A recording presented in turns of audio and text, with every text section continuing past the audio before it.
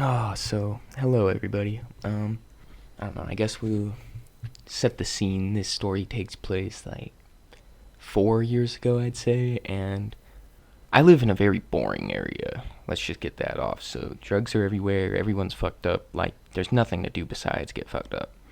So, I remember walking down my normal, like, neighborhood where I lived at the time, and we were walking down past this house, and I knew some of the people at the house. Like, I didn't know them, I just knew they smoked and they sold because they offered me weed once. Which is, I'm about to forewarning, don't do anything I say in this video. I do not recommend it.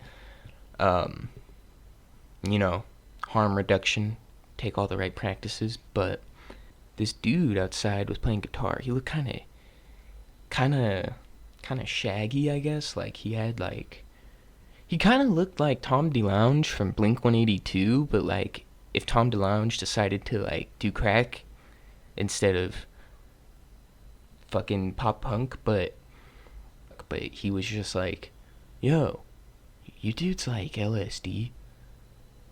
And forewarning, never do this. But I was like, yeah, I'll take some. And he didn't just give it to me straight up. Like, that day, I remember I got his number from him, and we talked for a second. Then, like, I'd say like a week passes, right? I got like a 20 on me, and I'm like, oh, let me hit up that dude and get 2 tabs of acid, because I think I've tripped at that point. But I really wanted to actually, like, fucking trip. And I just remember getting these 2 hits. And it was kind of a weird day because I was supposed to go over to my girlfriend's, but for some reason I was like, no, I want to trip at my house alone. I think it's because I wanted to have a solo trip, which was stupid because I ended up going over there anyway, later in the story. But yeah, I just remember there being this type of, like, deal where I went to go meet him, and I remember I sat there for like 5 hours. Like, he did not show up. I think I sat there at like 1 until like literally like 5 or 6, dude. And he was not there. So I went to there used to be this laundromat in my town that if you went to the back door and you knocked on it, there were like, it was like a illegal dispensary. So I went over there, bought 20 worth of weed, and I was like, fuck, I guess I'm not gonna trip. And then I remember I ended up going to these people I babysit for. They're a few good years older than me. They're adults, obviously. They have kids and shit. And I remember telling them about, like, everything. And then the dude finally hit me up, right? And I was like, shit, bro. I literally just spent my money. And, the woman I babysit for, we'll call her M. Let's just call her M, so I don't use names. But so M is like, oh, I'm sorry that happened to you. Here, look, I'll give you a 20. You just gotta babysit for me later. And I was like, I bet. So I take the 20, and I remember I meet up with the dude. Dude, kind of a dick. Like, he was cool, but kind of a dick, because he was like all out of breath and shit, and like took forever to find it out of his big ass backpack. And he was like, dude, I've been waiting for like 5 minutes. And I was like, I've been waiting for like hours earlier, but whatever. And I just remember he pulled out 3, right? And I only had money for 2. And he looks at me and he's like, do you have another 10? And I'm like, nah, bro, I only got 20. And he's like, I'll just give you these 3 because this is my last one, and I just want to get rid of it, so here. And then he was like, okay, bro, remember, be careful. This is the Grateful Dead's recipe, passed down through generations. And I was like, okay, yeah, sure. Now I gotta admit, getting it from him in the first place, even though he was a complete stranger like a week before, is absolutely just not advisable. Never do that. Unless you have a test kit, don't do that. Yeah, I could have died. I could have took some random shit and just died. But I was kind of like, well, he's probably just hyping it up, because he's sitting there and he's like, oh, I got deadhead acid. And I'm like, bro, it's not 1970 anymore. you know? But I remember being like, okay, well, I guess fuck it, I'll just take it, you know? So I took it, and I remember I walked, because I had to take a little walk from M's house to get to him. And,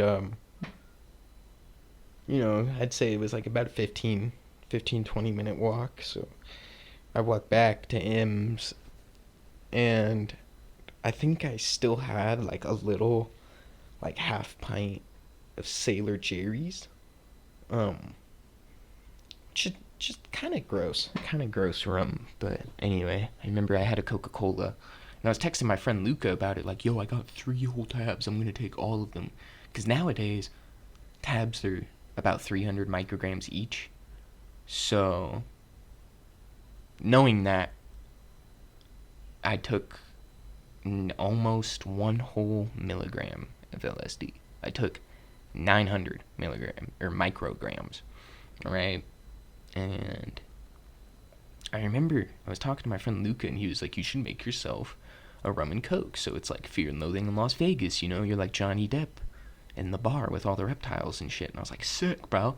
So I do that. I use it, and don't drink while you trip. Not a good idea. I mean, I didn't drink that much, so I didn't even really feel it. But if you get shit-faced and trip, it's not fun every time. In fact, I'm pretty sure it can be deadly. I don't know. Don't quote me on that. Just, I do not recommend it. Alcohol's a poison. Psychedelics are a tool. But I just remember taking it with the rum and coke. Taking all 3. And I was on M's porch, and she has like a balcony, like a deck. And I was sitting there, and I was smoking a cigarette, drinking the rum and coke. I finished the cigarette, so about 5 minutes, I'd say. Then after that, I go to my house, right? And I already kind of feel different. And I'm like, bro, it's only been 5 minutes. Like, what did I take? Like, am I gonna die? Like, kind of scared at this point. But regardless, I go from M's house to my house, which is literally just like a 5-second walk. I live right down the street. Or at the time I did. I lived right down the street. I get home, right? And, I'd say I probably should have started it off with this, but I'm about 14, 15 at this time. It's about a few years ago. I'm 17 right now. And what happened is I remember I get to my house, and I told my mom, flat out, straight up, just because she's understanding, I guess, as long as there's kind of a line she draws, and acid isn't at that line. That line is like cocaine. And I remember being home and getting in my room and being like, okay, it's okay. And as I said earlier, I was going to go to my girlfriend's, but I ended up changing my mind. That fucked it up a lot, low-key, because she was kind of pissed at me, And rightfully so, because I could have just gone over there. I don't know why I did it like that, but she was kind of pissy at me, but it's no big deal. It's just, since I was tripping, it started to become a big deal. Because, the trip started, and I remember I have one of those carpets that are, just normal carpet material, but the way it's colored almost reminds you of, static on a TV. And I never really thought about it until then, but I remember, just looking at the carpet, and it just started to grow, and then it felt like it was literally TV static, just not as fast, I guess, slower TV static, and I was like, damn.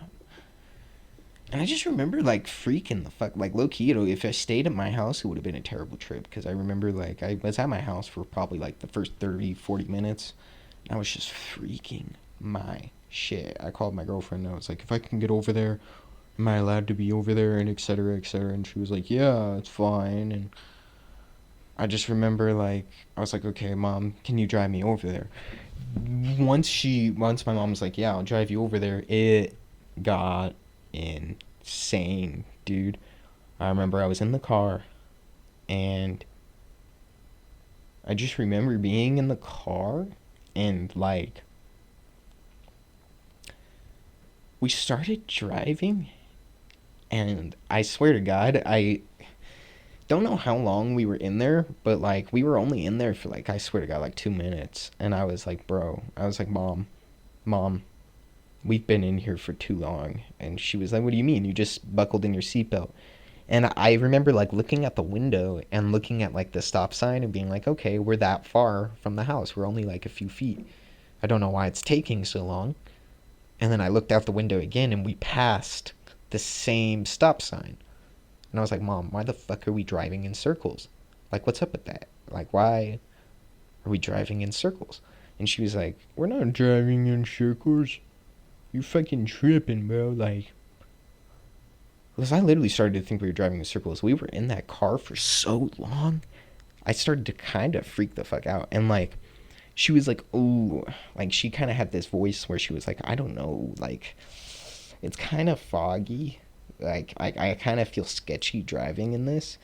And I just remember, like, you know, she was in that exact tone. She was just kind of like, oh, I kind of feel sketchy about doing this. And I was like, to me, it sounded like she was like, we're going to die. We're going to die. We're going to die. Because immediately I looked over and I was like, what do you mean you feel sketchy? Like, are we going to die? Like, are we, like, what do you mean? I can't see the road. I haven't seen the road for 30 years. We've been in this car for so long. Are we already dead? And she was like, no, we're almost there. And then I remember getting there and, like, I don't know. I remember getting up to my, well, not my girlfriend's room, my girlfriend's sister's room. And my girlfriend was sitting there playing Breath of the, like, Legends of Zelda Breath of the Wild. And I remember I literally looked at it and, like, the music and the vibe for some reason made everything look like an island. Like, I feel like I was literally seeing, like, the walls were changing colors, but it wasn't like just a little like, oh wow, tracers. Like, no, it was vivid. Like, this shit started to get vivid, bro.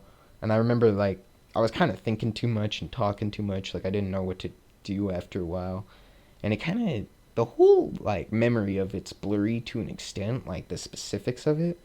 But I know that the major points were unforgettable. Like, I won't remember this for the rest of my life because I remember just like looking through music and being like, and you know, I was using YouTube on my phone and it was connected to their TV.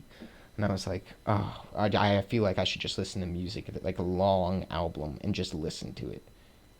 Like, maybe that'll be good. I'll be like calm. And I was looking through YouTube and I see Animals by Pink Floyd. And I was like, you know, I've never really, because I've listened to Pink Floyd before then, but I just wasn't really a giant fan or anything like that. Um, didn't really understand the hype. Then I put on Animals, like just the whole album, and oh my god, like my life was different, bro. Like the visuals were just, the music was almost visual. Like Pink Floyd's music has this type of tonal degree where you can almost like see your hallucinations slip with it, you know, and like shake with it. And it's very transcendental. I remember listening, I think I remember, because I listened to their whole discography low key. Like, I don't think every album, but I know I listened to like The Wall too. I know I listened to Wish You Were Here. I listened to a lot of their albums. At least their three main ones, that everyone, you know, are the mainstream ones. But even then, dude, I remember I got to Comfortably Numb, and like, holy shit, it was banging. Like, I just remember the solo at the end really changed me as like a person. It really like did something to my body, did something to my soul, because it's just so, it was very deep is all I can really say on that part. But I don't know, when I'm trying to think about it, I'd say if I can wrap it all up in a sum, Um, the middle part of the experience was just like, I guess, normal LSD hallucinations, but like times 20, in the sense of like, I was seeing, I'm pretty sure I could see like the corner of the room started having such a heavy double vision effect that it was like like it almost looked like a stack of cards, if that makes any sense. And like I remember looking at the Wish You Were Here album cover, and you know how there's like warehouses? The warehouses had cards on them, like actual playing cards. And the playing cards all had like burn holes in them and shit. And like it was, now that I think about it, like those album covers weren't even the same. And I remember like it got so intense at one point to where I couldn't understand what my girlfriend and her sister were saying to me. I would ask what time it was, and they would be like, I'd be like, "Oh my god, what time is it? It feels so late." And they were like, "Oh, it's 10:24:30." And like shit like that. Like their words didn't make sense. The hands on like clocks were gone. The freaking time was all messed up. Like I literally could not see the time on a clock, like even a digital clock normally. Um, I remember like sitting there with them, and they were pretty quiet, just doing their own sober thing or whatever. And I remember I was just sitting there listening to music, and like I think I had my eyes closed. They might have been open or closed. I just remember like being encased by so much color, like being completely encased. And I remember there was this how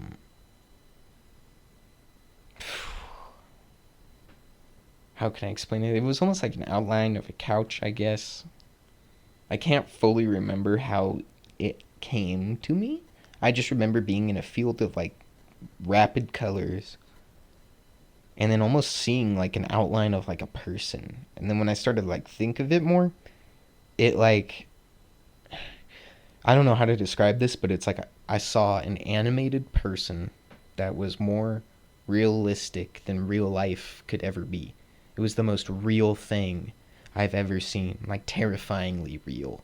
And this other person though, like, was made out of like fluff. Like it's hard to explain. Like they almost look like kind of like when plush toys are animated, like when they animate the Muppet Babies or like something like that, but realistic, like hyper realistic, but almost cartoonish. It was very strange, and they there was multiple of them, and I just remember like looking up, and they like looked at me, and they were like, "Dude, you made it!"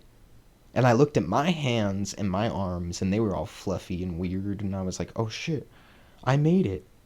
Then one of the sober people in the room looked over and was like, "Oh, you made it where?" And all of a sudden I just snapped. Like I snapped back to reality, and I just looked over and I was like, they're gone." Like they just disappeared. Like it was weird. Like as soon as somebody disturbed me, it disappeared. It was almost like a meditative state.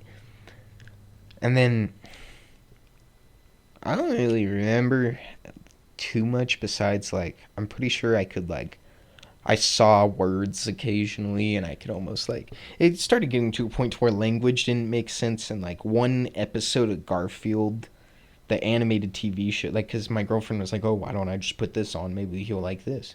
I watched it, and I swear to God, it lasted like one scene that's like 5 minutes would I would like last like I could count to like 500, and then rewind the whole thing, and it would like it made no sense. Time had no framework. But yeah, no, the Garfield part is definitely towards the end, because I remember looking at the clock and it be actually saying like 6 o'clock, and I was like, okay, so it's like it becoming morning.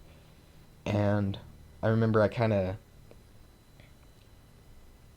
lied down and just kind of melted. Like I just kind of disappeared. And then Ayla, my girlfriend, said that she was waking up, and she looked over, and I was awake the whole time, I guess, but like I just started coming down. So like, yeah, be careful what you do, guys, because if you're not careful, you could have unexpected consequences. So, yeah, thanks for watching. Like and subscribe. I got some Resident Evil 2 revelations coming your way. Maybe do more Sanitarium. I didn't get that good of a feedback on that one, but hey, maybe y'all will enjoy. And peace out, guys.